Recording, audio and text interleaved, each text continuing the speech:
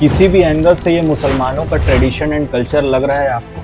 अगर आपको लग रहा है तो कमेंट में जरूर बताना मुझे, क्योंकि मैं भी मुसलमान हूँ, मुझे तो नहीं लग रहा है। मुहर्रम के पाक महीने में करबला का वाकया पूरी दुनिया में सुनाया जाता है, लेकिन क्या ये वाकया लोगों के एंटरटेनमेंट के लिए सुनाया जाता है? जवाब है नहीं।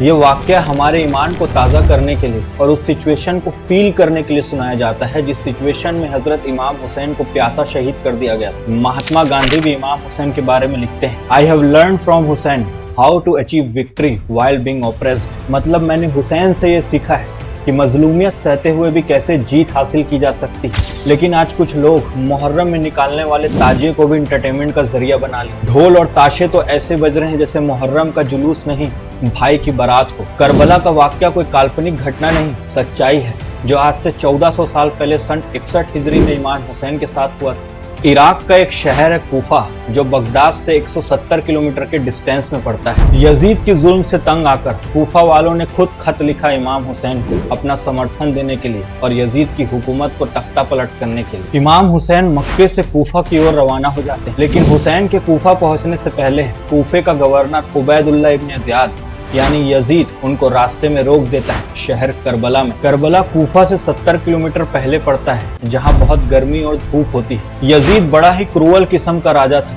और इमाम हुसैन से उनका समर्थन चाहता था, लेकिन जब इमाम हुसैन ने इनकार कर दिया तो यजीद ने जंग का ऐलान कर दिया। इंटरेस्टिंग फैक्ट ये है कि इस जंग में यजीद के लश्कर में 5000 सैनिक थे और हुसैन के पास थे सिर्फ 72, जिसमें खवातीन और बच्चे भी शामिल थे। फिर भी ये कायर यजीद के लोग उन 72 लोगों को प्यासा रखते हैं बिना पानी के। फिर भी जब जीत न सके तो नमाज की हालत में जब आका हुसैन सजदे में थे तो गर्दन में वार करके उनको प्यासा शहीद कर दिया जाता है। फिर इमाम हुसैन के सरे मुबारक को नेज़े की नोक में डालकर उनके ही परिवार के साथ गली और मोहल्ले में घुमाया जाता है, ये बताने के लिए कि हमने तुम्हारे इमाम को हरा दिया, ये देखो तुम्हारे इमाम का सर कहाँ है। इस वाक्य को कभी फील करके देखना, तुम्हारे रोंगटे खड़े हो जाएंगे। लेकिन शर्म की बात यह है कि कुछ लोग मुहर्रम में निकलने वाले ताजिए को भी इंटरटेनमेंट का जरिया बना ली। इमाम हुसैन के रोजे का ताजिया बनाते और उस ताजिए के साथ क्या करते?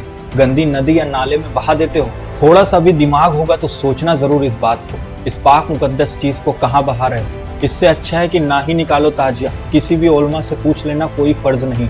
कम से कम गुनाह और समाज की बेइज्जती से तो बचोगे। बड़ा समाज में चिल्लाते फिर रहे हैं कि मुसलमान खतरे में, लेकिन तुम्हारी वजह से जो इस्लाम खतरे में है उसका क्या? तारीख उठा कर देख लेना, जो कौम अपने कल्चर की इज्जत नहीं करी वो फना और बर्बाद हो गई। शुक्र मनाओ हम हुसैन के चाहने वाले और मोहम्मद के उम्मती करके बचे हुए हैं, नहीं तो कब से फना और बर्बाद कर दिए होते। आपके अकीदे पे मैं बिल्कुल क्वेश्चन नहीं कर रहा हूँ, आपका अकीदा बिल्कुल अच्छा हो सकता है लेकिन तरीका बिल्कुल नहीं। ताजिए और जुलूस से कोई प्रॉब्लम नहीं, लेकिन जो हरकत आप लोग करते हैं उससे मेरा और मेरी कौम का सर नीचा होता है, मुझे इससे आपत्ति है। अपने तरीके के बारे में एक बार सोचिएगा जरूर, क्या आप सही कर रहे हैं?